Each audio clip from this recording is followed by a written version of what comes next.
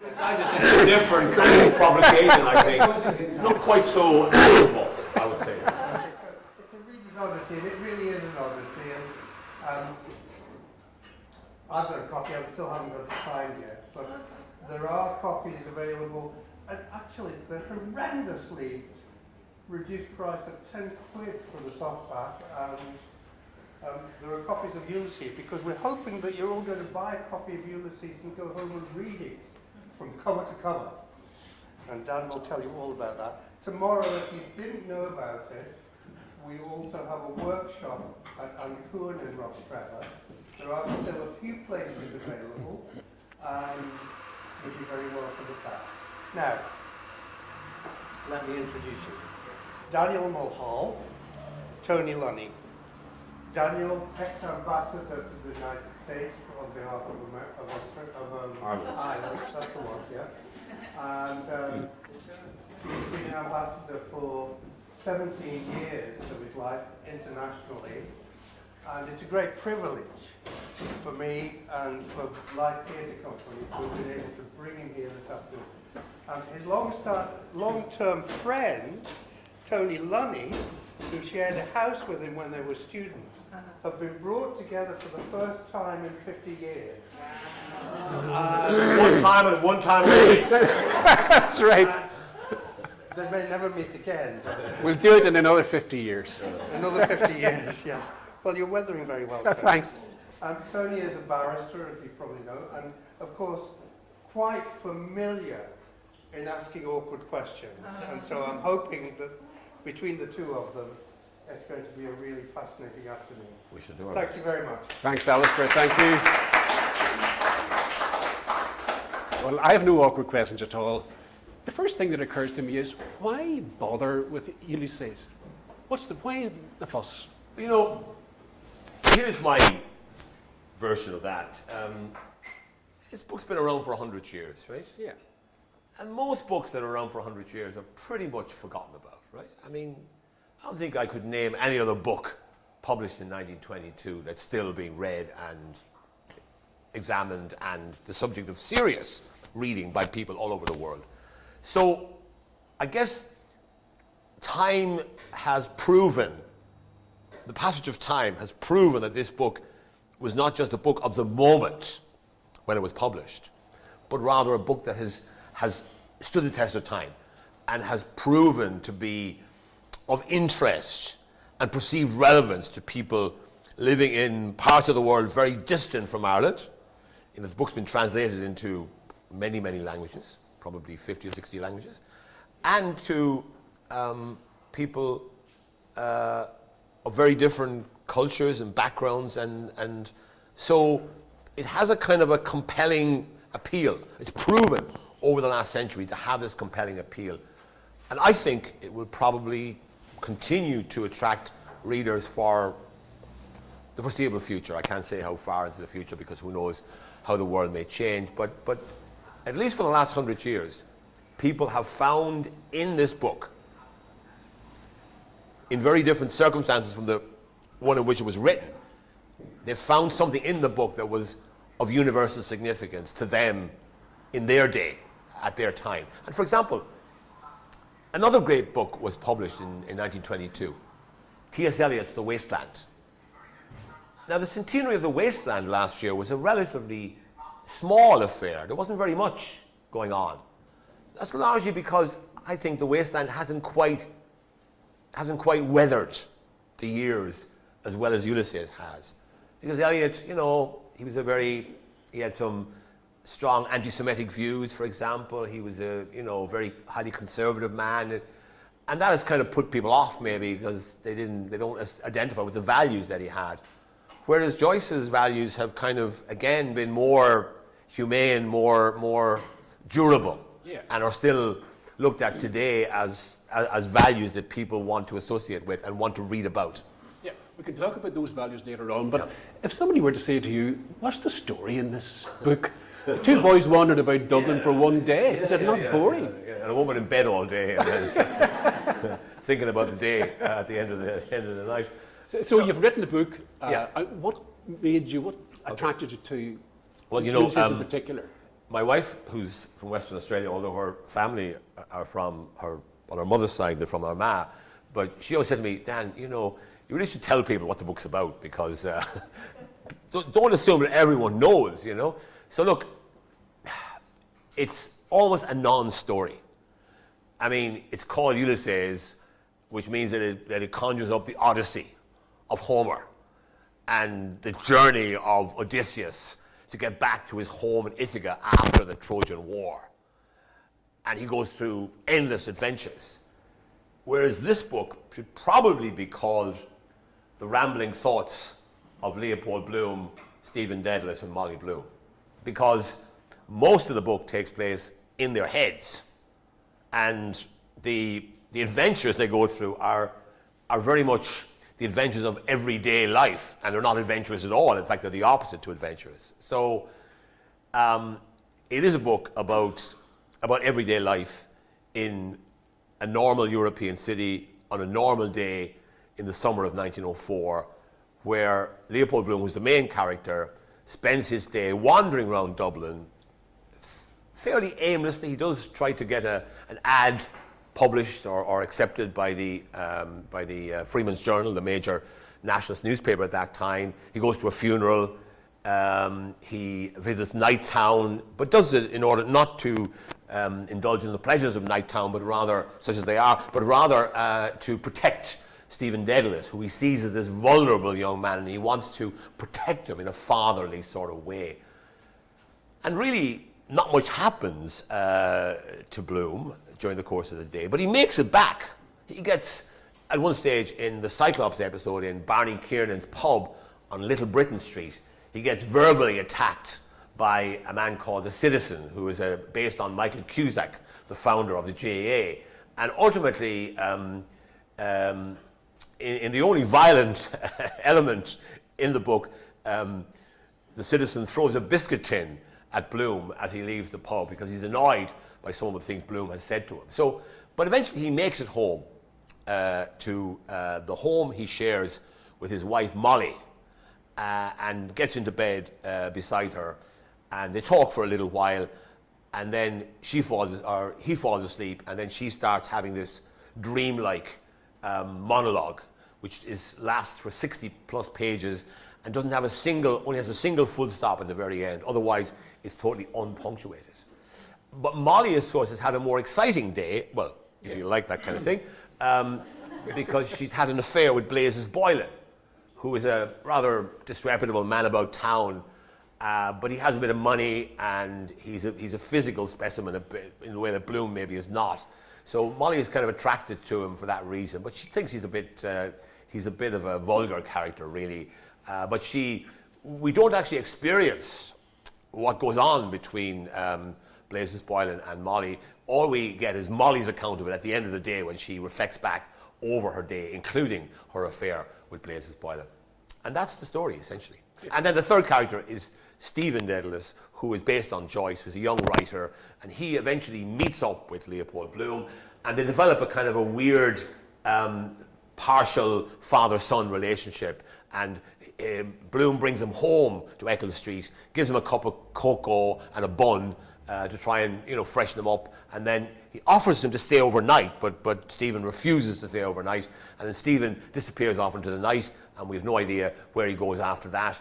Bloom then goes up to bed and tucks in beside his wife, and he sleeps with his wife head to toe. In other words, his head is down at her toe. I have no idea why that is. I wouldn't recommend it myself, but some people like that kind of thing. Although Blazes Boylan probably wasn't the only person that Molly Bloom knew in that biblical way. Well, I mean, that's a very interesting question, because in the book, Bloom kind of mentions all of these people that were there. He talks about it being, he says, well, you might think it's just you have a relationship and that's it, and it begins and ends, and that's the end of it all. But no, he says, a relationship is one that goes on and on and on, and he names about 20 people that Molly had connections with. But in fact, in most of the cases, it appears that she only knew them, or she might have winked at them, or she might have, flirted with them a bit. So I'm not sure that she's quite the sort of faithless woman that she's sometimes made out to be. She seems to have had, according to her own account of her life, she had an affair with a soldier when she was a young woman in Gibraltar, and another soldier who was killed in the Boer War in Dublin. But apart from that, and then Blazes Boylan, and of course married to Bloom for 16 years. But there's no other evidence that she had any other, full affairs with anybody else. But she certainly mentions a lot of men in her monologue, and it sometimes gives the impression she was some kind of, woman that was not very reliable, not very proper. But in fact, I think she was probably relatively, sober and chaste. But certainly, her mind is not chaste. She has a very sort of fertile mind, and she can conjure up all kinds of things from that fertile mind. 100 years after the book was published, why is it still relevant, or do you think it is relevant at all these days? Oh, I think so, yes. In fact, when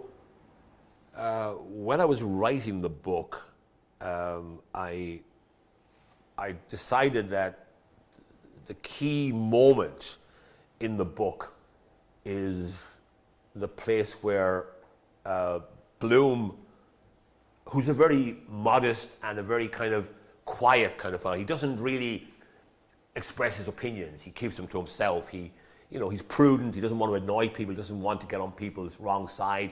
He's not very forceful. But on one occasion, in the Cyclops episode that I mentioned already, he's being attacked by a number of people with narrow-minded views of the world, particularly the citizen, but others as well. And he cuts loose, and he says he comes from a race that's been persecuted over the centuries because he's got a Jewish background. And he says then, force, hatred, history, all that. That's no life for a man or a woman. When we all know it's the opposite of that that's really life. And Alf, who's there in the pub, was a bit drunk, says, what? And Bloom says, love, I mean the opposite of hatred. Now, when I published the book last year, I had seen that as a very powerful statement of Bloom's resistance to force and hatred and the abuse of history. But lo and behold, a month after I published the book, Russia invaded Ukraine. And you could say that, what is it? Force? The Kremlin believes that by exercising its force as a powerful country with lots of weaponry, it can get its own way in the world. It's unleashed hatred against Ukrainians, which has facilitated probably war crimes, which I'm sure will be uncovered eventually and proven.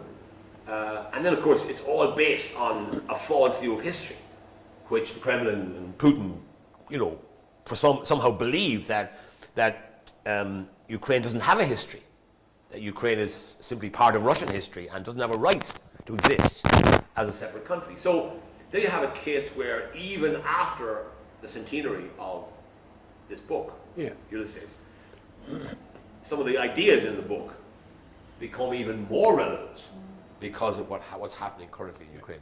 So it's more than an Irish novel. Yes. It's an international novel, is it?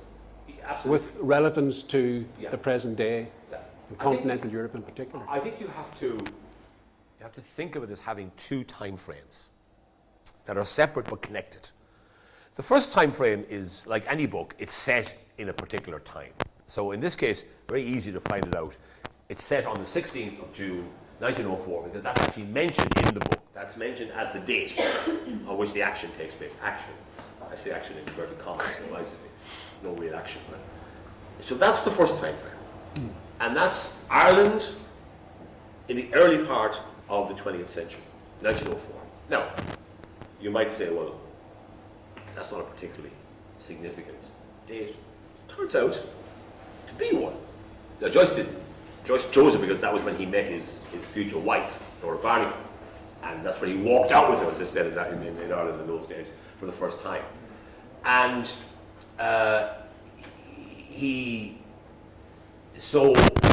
however, that year, 1904, aside from the personal significance for James Joyce in meeting Laura Barnacle, was the year when Arthur Griffith published a book called the resurrection of Hungary, which became the basis for Griffith the following year setting up the Sinn Féin party, which became a major political movement in Ireland after 1916 and exists to this day all over Ireland as a political party. So that year that maybe didn't look that significant at the time because nobody knew who Griffith was. He was a propagandist, he had his own newspaper, but he wasn't a particularly powerful political figure because the power in Ireland at that time, the political power, rested with the Irish Party.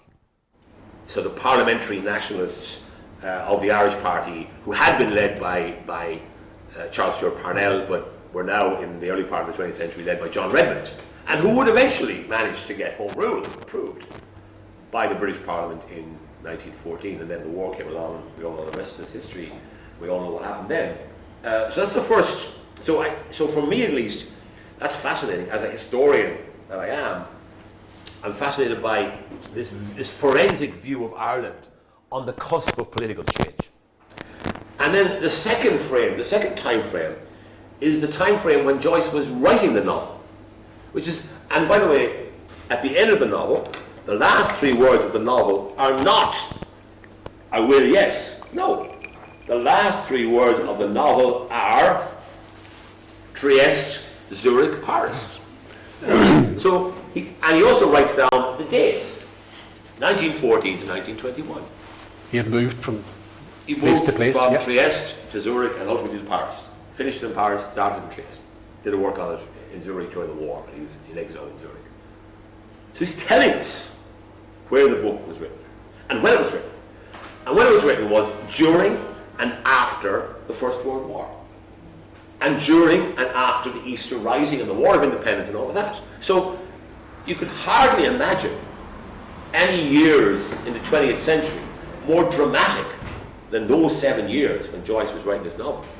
So I think at least that he was not only writing about Ireland in the 1904 period, but also was conscious of the things that were happening in the world between 1914 and 1921 when he was writing that novel. Because you had war, and you had revolution, you had the Bolshevik Revolution, you had revolutions in Germany and elsewhere, you had complete upheavals, empires collapsing after the war, and then Ireland moving towards independence, not home rule, but independence of some kind in the form of the Irish Free State.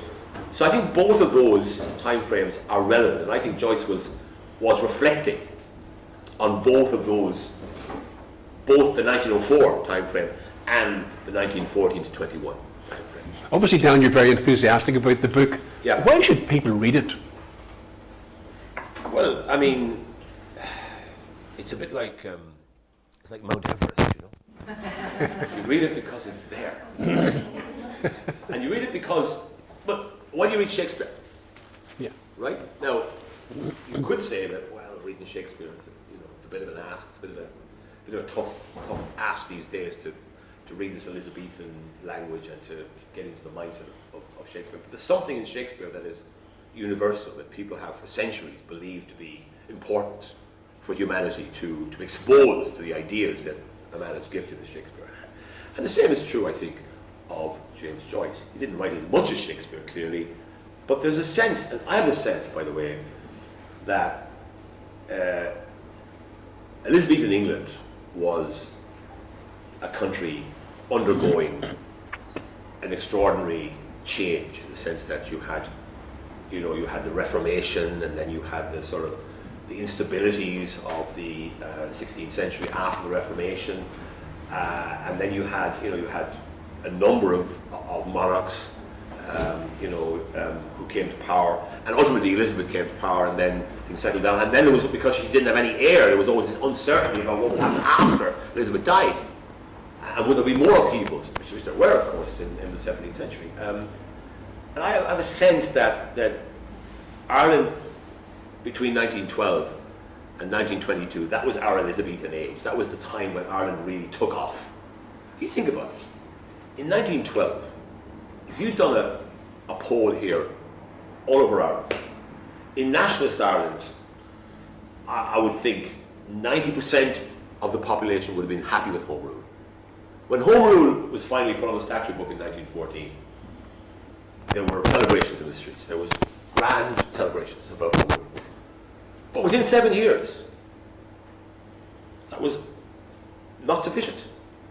I'd say if he did a referendum in 1921, Home Rule would have got 20% of the vote maybe. So you had a transformation, and it so happened that Joyce was writing at the time when that transformation was taking place, and writing about the Ireland that existed before that transformation took place. So for me at least, if you look at nationalism and national identity as it's dealt with in Ulysses, you have the various strands of nationalism all represented in the book. You have the nationalism that Joyce was most familiar with, which was the parliamentary nationalism of Charles Stewart Parnell and his followers. And remember, between 1880 and 1890, Parnell could do no wrong. He was the uncrowned king of Ireland. Even when the British government or elements of Britain tried to bring him down, he was vindicated. And wasn't Joyce's father a big fan of Parnell as well? He was a huge fan of Parnell. And in fact, the entry on Joyce's father in the Dictionary of Irish Biography, which is a wonderful source for the history of Ireland, by the way, and it's free now. The Department of Foreign Affairs some years ago paid the Irish Academy to make it free online to everyone that wants to consult it. But if you look at the entry on John Stanislaus Joyce, James's father, it says that after the fall of Parnell, Joyce Senior never recovered from the shock of Parnell's fall. And he took no further interest in politics, even when the party was reunited again 10 years later. And you get that, of course, all through Joyce. You get it in A Portrait of the Arts as a Young Man with the Christmas dinner scene, where there's a big row about Parnell. You get it in Ivy Day at the Committee Room in Dubliners, where they discuss Parnell and his legacy and so forth. And in Ulysses, people keep talking about the fact that Parnell might still be alive. He might be a bit like Elvis or whoever, might still be alive in South Africa, pretending to be a war general, So the shock of Parnell's fall probably devastated that generation of Joyce's father. Yeah. And Joyce's father, he started life as a relatively well-to-do courtman, went to university, didn't take his degree, but he was a man of ability. He ended up as a kind of a person with no resources at all, and living off his wits in Dublin in his last 20 years of his life. So he and the family went downhill as well. And in fact, when in Ulysses there's a reference to where Joyce says history is a nightmare, or Stephen Dedalus says history is a nightmare from which I'm trying to awaken. In a sense, the nightmare is the nightmare of the Joyce family, because their history was one of abject decline and failure. Starting off as a man of substance and ending up as a man of no substance. Going back to the book, Dan, it's a very difficult book, and I think we all need somebody like you on our shoulders to guide us through it. What's the best way to tackle it, do you think, as a reader? Well, do you try to read it for weeks on end without stopping, or do you do it in tranches or I think divisions? That it has 18 episodes, right? And you could regard each of those 18 episodes as a separate piece of reading and tackle each one of them individually.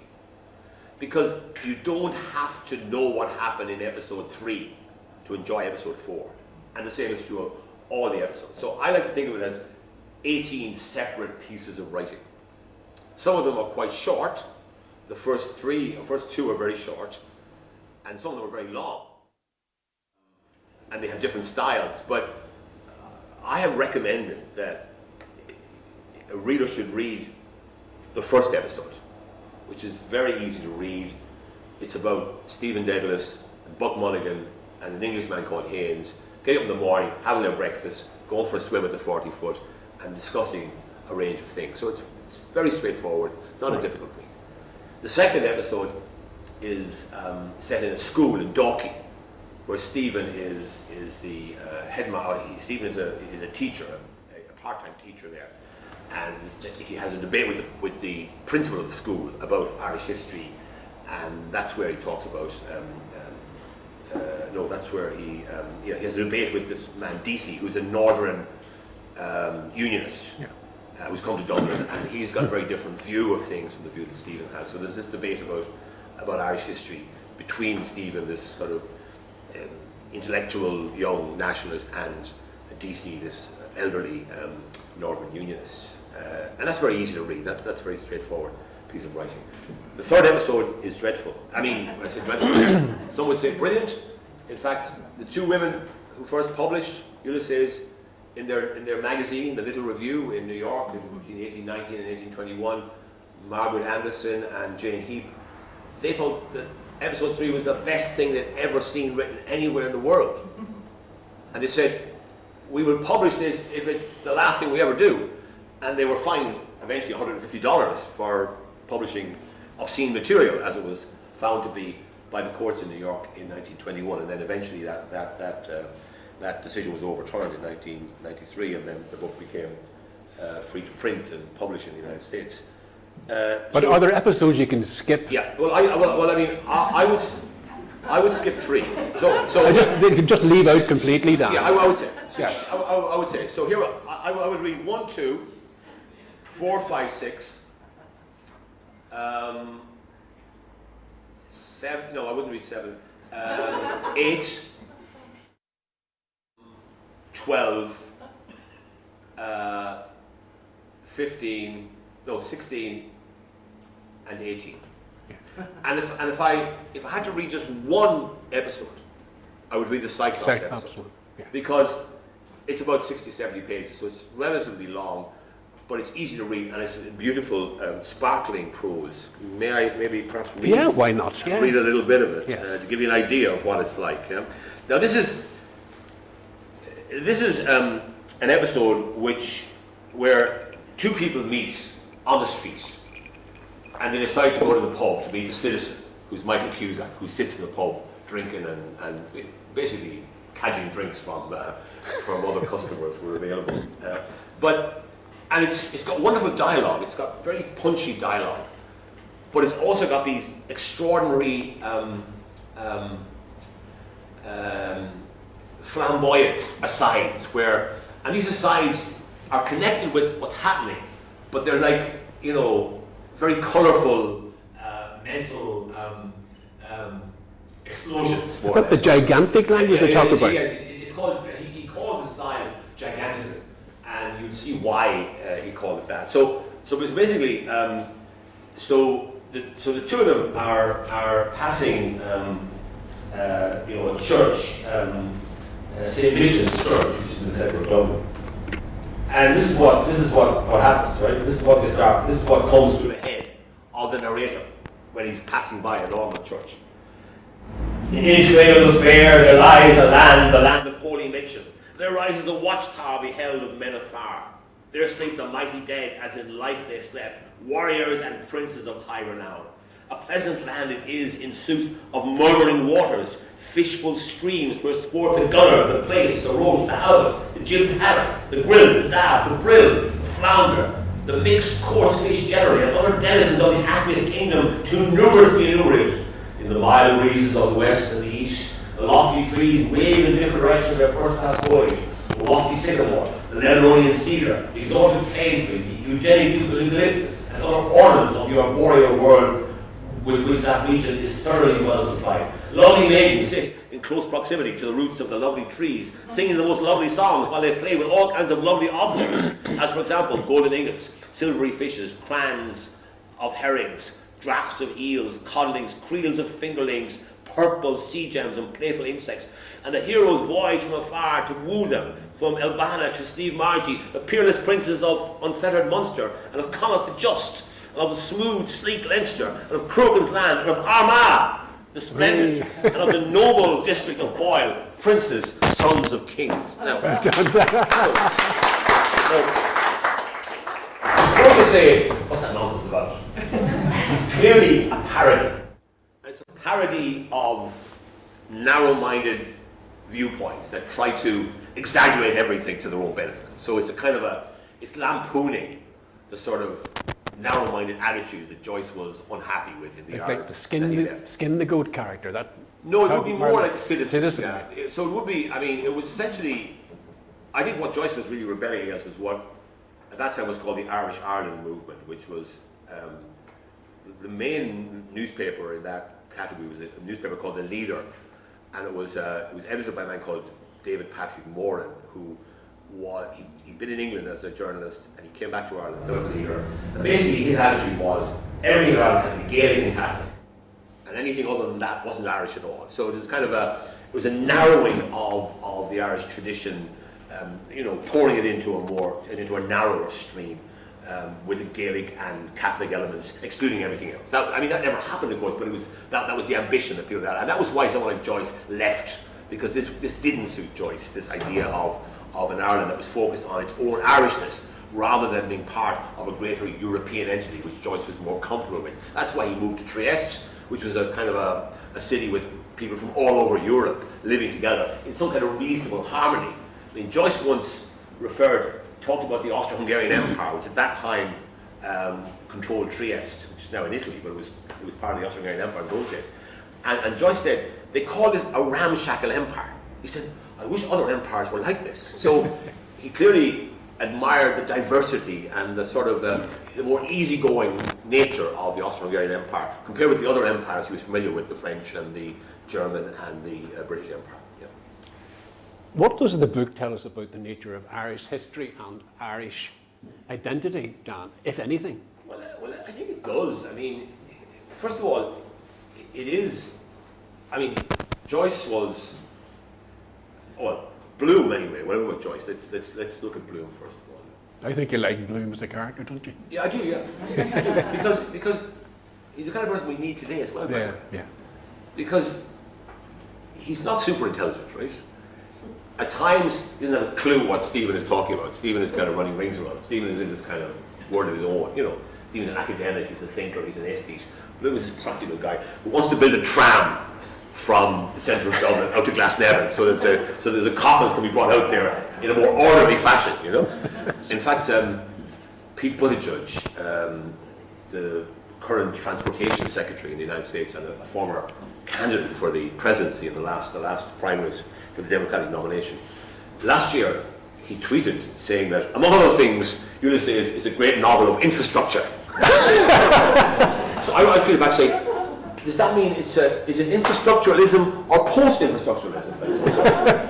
Anyway, he never replied. But so Bloom is a practical kind of guy. Like and for example, in the pub where, in the Cyclops episode where he's being attacked for being not a typical Irishman, he doesn't go with the flow. He kind of has his own ideas, and they're a bit pernickety. They're a bit sort of awkward. You know, he talks too much, and he's clearly, but he tries hard. Like he tries to figure things out for himself. So instead of joining in and going hurrah, hurrah, hurrah, he's questioning and asking questions and challenging things. And of course, he gets nowhere because the people in the pub are not interested in listening to Bloom's kind of, his moderation. So he's a moderate who tries to work things out for himself. And I think that's a characteristic that we probably could do with more. Yeah, but in that episode as well, in that pub, the whole question of nationality was raised and addressed by Bloom. Bloom. Yeah, because in fact, he was asked specifically what is the nation, wasn't he? You see, the citizen basically thinks that Bloom is this Jewish man with a Hungarian father. So he can't really be Irish. He's not Irish. And when I was in Germany for 4 years as ambassador, I had a Bloom's Day every year. And I always made the same point to my German audiences. I said, I want to tell you Bloom's definition of nationality. Because Bloom was asked by the citizen, what is a nation, Mr. Bloom? And Bloom says, a nation is the same people living in the same place. So of course, he gets teased, oh, well, I'm a nation because I'm living in the same place for the last 20 years. He said, no, but I mean, anyway, actually, Mr. Bloom, what is your nation, if I may ask, Mr. Bloom? He says, Ireland. I was born here, Ireland. So at a time when all over Europe and beyond, nationality was seen as a compound of homogeneities of language, religion, and ethnicity. Bloom was saying, no, if you're born in a place, that's where you're from. That's your nation. Now, I said to Germans over the years, Germany, Berlin, if 20th century Germany had accepted that definition of nationality, you would have avoided endless problems in the Second World War and the fascist regime, and basically killing people whose parents, grandparents, great-grandparents were born and bred in Germany. And it's still relevant today, isn't it? Yeah, because I mean, yeah, exactly. Because still today you have people all over the world who resent, for example, migrants coming in because they're different, and they try to. We're even getting a little bit of that in Ireland now, the resistance to the flow, the inward flow of migrants. In America, where I was for the last 5 years, there's a lot of concern about there's a lot of white nativist kind of attitudes have come to the fore again, when we might have thought they had been dealt with in the civil rights era and so forth, but all that tension is back again. So that's why I'm saying that Ulysses is relevant today, because the issues that Joyce raises are issues that are likely to be universal for the foreseeable future. What is your favourite part of the book? Is it the bit My you just read out? My favourite part is the yes, it is the Cyclops episode, my party piece for the last 20 years I've been reading from Ulysses in different places all over the world, and I've usually read the same piece, which I'll read to you now. It's similar. And this is a description of the citizen. He's frank-eyed, red-haired, freely freckled, shaggy-bearded, wide-mouthed, large-nosed, long-headed, deep-voiced, bare-kneed, brawny-handed, hairy-legged, ruddy-faced, sinewy-armed hero. And then he goes on. He wore a long, unsleeved garment of recently frayed oxhide, reaching to the knees in a loose kilt, and this was bound about his middle by a girdle of straw and rushes. Beneath this, he wore trews of deerskin, roughly stitched with gut. His nether extremities were encased in high Balbriggan buskins, dyed in lichen purple, the feet being shod with brogues of sorted cowhide, laced with the windpipe of the same beast. From his girdle hung a row of sea stones, which dangled at every movement of his frame, and on these were graven, with rude yet striking art, the tribal images of many Irish heroes and heroines of antiquity. Cuchulainn, Con of the 100 Battles, Malnan Hostages, Brian of Kincora, the Audrey Malachy, Art McMurrough, Shane O'Neill, Father John Murphy, Owen Rowe, Patrick Sarsfield, Red Hugh O'Donnell, Red Jim McDermott, Soggart Owen O'Growney, Michael Dwyer, Francie Higgins, Henry Joy McCracken, Goliath, Horace Wheatley, Thomas Conniff, Peg Woofington, the Village Blacksmith, Captain Moonlight, Captain Boycott, Dante Alighieri, Christopher Columbus, St. Furze and St. Brendan, Marshall McMahon, Charlotte Van Theobald, Wolfe-Tone, the Mother of the Maccabees, the Last of O'Higgins, the Rose of Castile, the Man for Galway, the Man of Bank of Monte Carlo, the Man in the Gap, the Road of Glidden, Benjamin Franklin, Napoleon Bonaparte, John L. Sullivan, Cleopatra, Sigourney Dealish, Julius Caesar, Paracelsus, Thomas Lipton, William Tell, Michelangelo, Hayes, Muhammad, the Bride of Lammermoor, Peter the Hermit, Peter the Packer, Dark Rosalie, Patrick W. Shakespeare, Brian Confucius, etc. Doesn't that sound very like... Does it sound very like Flann O'Brien and the Swim Through Birds? Sorry. Pause there, Of course, that yeah. wonderful book. There's a wee bit of a problem with your With the mic, okay. Oh my goodness. Okay. It's the volume of the book, Do you want the to go vocal on? cords. Dan, do you want to go on and do a question? I'm fine. Whatever. I want to do this one point about Flann O'Brien and Swim Through Birds with Dan. and And then we can take questions after that, yeah? Pause, ladies and gentlemen. You all right? Okay. All right. Are we ready to go then? Okay. Sorry to interrupt you, Dan, in full flow. Don't worry. You're fine. You're fine. I'm sure you'll pick it up. I will, of course. No doubt he will. Do I put this microphone up here? Yeah. The microphone. Okay. Fine. In my pocket. Yeah. Is it all right? Okay. Fine. Okay. I was good. That passage you've just read, it sounds very like a Flann O'Brien episode Yes. at Swim Through Birds, Yes. where Conan asks Finn to describe the music that he likes. He goes off in this great, Yeah. over-the-top, exaggerated language. Yeah. Would you have time to tell the audience about the third policeman Oh, yeah. experience you had in Germany? Yeah. Well, when I was in Germany, I got to know this guy. Harry Rowold was his name. He's since passed away, unfortunately, but he was a very colourful character, and he was a translator of books from English into German, and he translated all of Flann O'Brien into German, and he sent me a full set of these translations of Flann O'Brien's work. And Harry was also an actor, and he was very famous in Germany because he was in a soap opera that was, a bit like Coronation Street, the German equivalent. So everyone knew him. Anyway, one day he rang me, and he was a very irreverent kind of fellow. He had a fairly loose and sharp tongue. He said, "Would you go up to Hamburg? I'm doing a reading of The Third Policeman." And I said, "A reading?" He said, "Yeah." He said, "We're starting at 4 in the afternoon, and we probably finish at 2 in the morning." He said, "Would you read chapter 2?" And I said, "Okay, I'll do it." So, in German? In German. Now, my German was reasonably good, but I hadn't studied it. I picked it up in Germany, and I'd become reasonably fluent. Anyway, I got the book out the day before I left to go to Hamburg, and I looked at it, and I thought, oh my God, this is a German that I've never read before, because it's a literary German, and it's the German equivalent of Joyce or Flann O'Brien. So I arranged to meet our honorary consul in Hamburg. He was a very nice man, and we had lunch together, and we spent 2 hours going over my passage. And even our honorary consul was a German, born and bred. He was struggling with this language because it was just not German he'd ever come across. A lot of words were made up, obviously, because Flann O'Brien's words were made up. So I had to go in anyway, and it was a big auditorium. There were about 800 people there in this big beer hall. And people were there from 4 in the afternoon until 2 in the morning, and hardly anybody stirred. And I realized that first of all, I was the only non-native German speaker there. And the Germans who were there were all actors, German actors.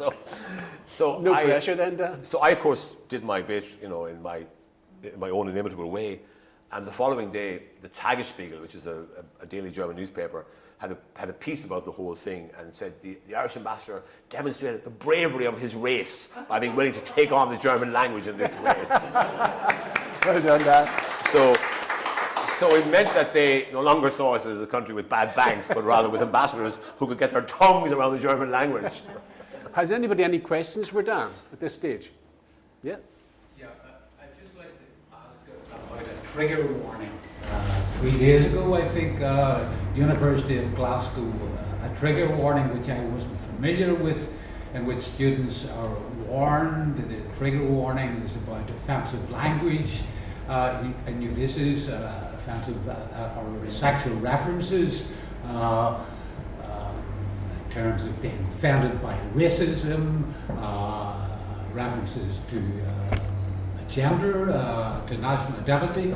So I just asked the legal man first, does he know much about this trigger mechanism? I know nothing about it. Literature. That's the short answer. Universities, also Dan would probably know that in the United States at present there are interferences in university programs on various subjects related to race, for example. Yeah. So just wondered what you thought about this trigger, which I wasn't aware of existed in these islands. Well, I wasn't aware of it either. Dan might know. Yeah, no, I saw a reference to it at the University of Glasgow. I mean, I think, look, who knows what the circumstances are?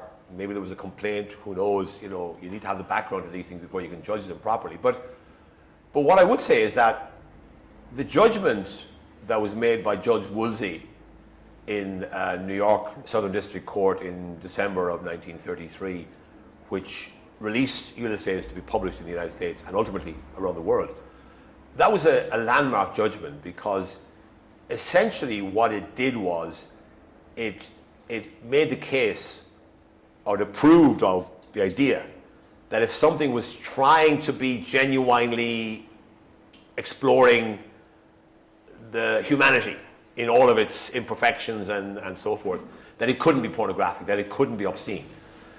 And that was a landmark moment, as I say, and that judgment really kind of ended book censorship in many ways in a lot of countries.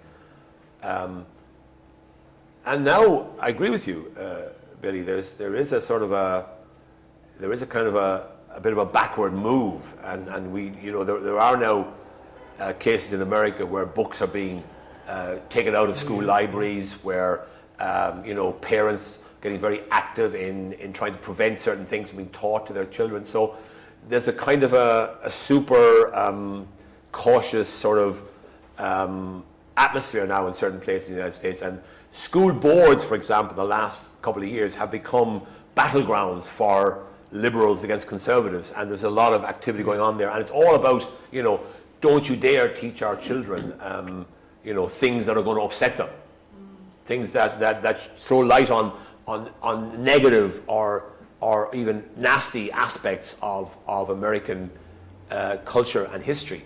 And on the other hand, you have liberals who say, no, it's good for children to understand in the round what happened in the past, and we can't censor the past. If we do, kids are going to grow up without the proper critical faculties to be able to make judgments for themselves. So so it seems to me that therefore the issues that were raised by Joyce's book are back in focus again because of what's happening in different parts of the world.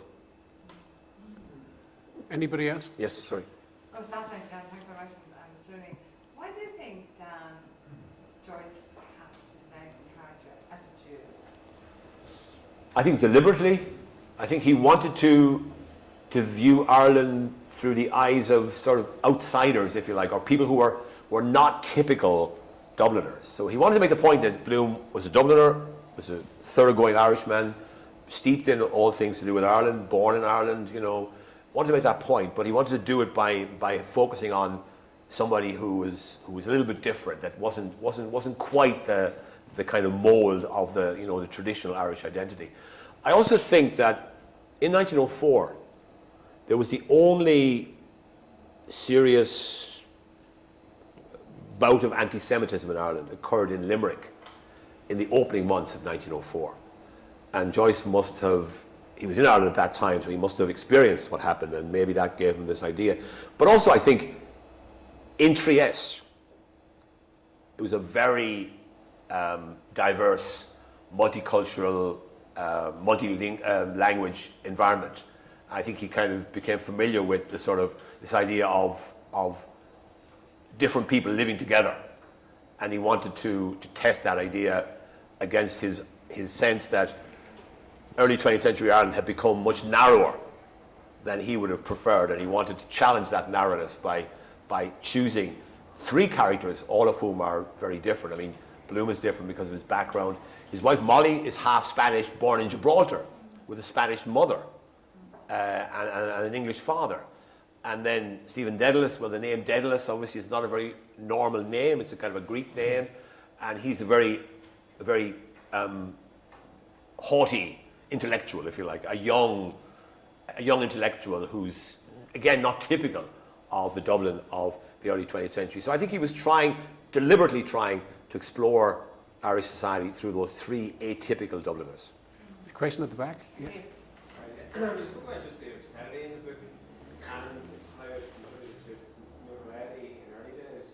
Do you think that, and we spoke about maybe avoiding certain chapters, but do you think that obscenity in the past 100 years has added to its popularity or maybe detracted from its popularity? Well, I don't think anyone would read Ulysses for, because it's an obscene book. I mean, I think, and it is obscene in places, certainly. Even by today's standards, some of it's pretty strong stuff.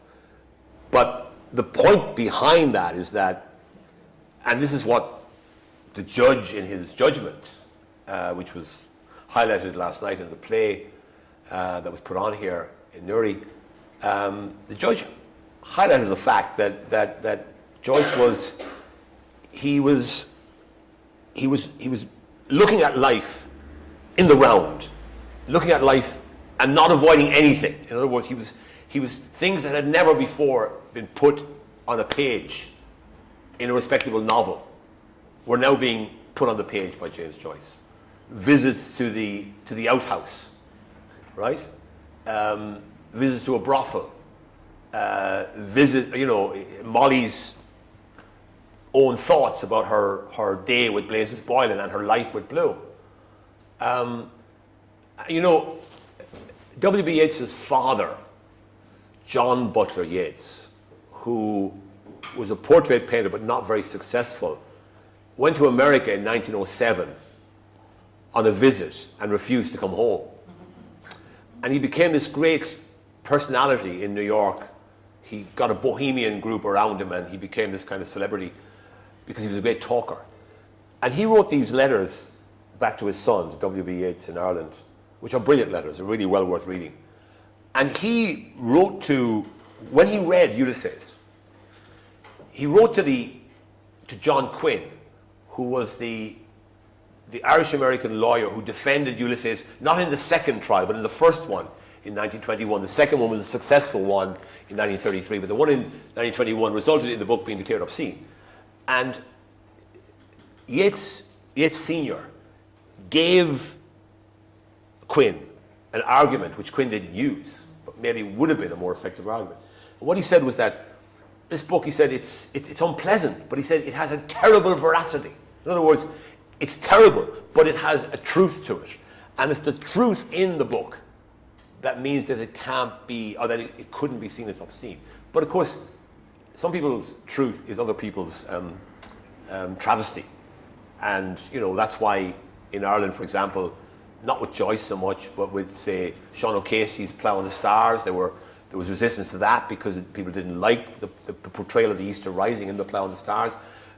John Bennington Synge's Play by the Western World.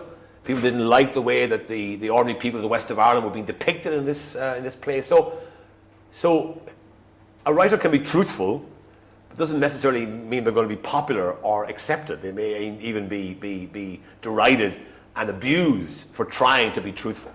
But writers will always believe that the truth that they have to tell is worth telling, no matter what the circumstances may be and no matter what the consequences may be. Any further questions? I think our time's probably up now, unless there was some good. Yeah. Well, look. Answer. Yeah. Just a final thing is that I wrote this book because I'd spent 40 years around the world talking about Ulysses, and I thought it's about time I put pen to paper before I run out of ideas. So I started this book in 2018. It was a blog on the embassy's website. And then I would probably never have finished it, but the pandemic came along. And like for the rest of us, my social life was wiped out in the space of a few weeks. And it continued to be wiped out for about a year or more. My purpose in writing it was that I felt that most of what I had read about Ulysses by academics was not really that helpful for the ordinary reader. Now, I acknowledge in this book that you need to have academics who dig deeply into this great book and find the things in it that maybe I wouldn't spot. But when they write about it, the writing tends to be off-putting for the average reader rather than helpful. And that's why I wrote this book. And I wrote it because I felt that Ulysses is a book worth reading, but I recognize it's a difficult read, and I hope that my book can in some way help somebody coming to Ulysses either for the first time or going back to it having failed to read it, having failed to finish it before. And even for people who will never read Ulysses, I hope that my book will offer them some kind of indication of what all the fuss is about. Thank you very much, Dan. Thank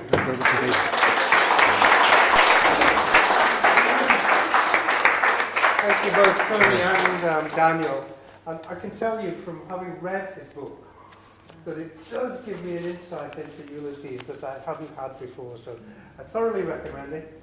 There's a young lady, Abby from Waterstone, bursting at the seams to sell you copies of Ulysses and the Reader's Odyssey.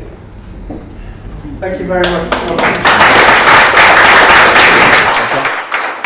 Thank you very much. Okay, thanks, Alistair. Thank you. Thank you so much, Dan. Is that okay for you? That's brilliant, yeah.